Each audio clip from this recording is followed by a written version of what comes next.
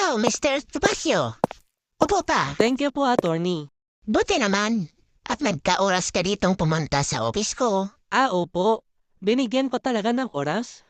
Ano pong balita, attorney? Alam mo, meron akong good news tsaka bad news tungkol sa misis mo.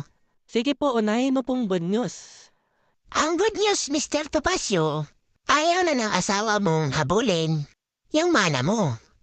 Dapat naman talaga, attorney. Wala siyang karapatan sa mana ng papa po. Kasi asawa ko lang siya. Ano naman yung bad news, attorney?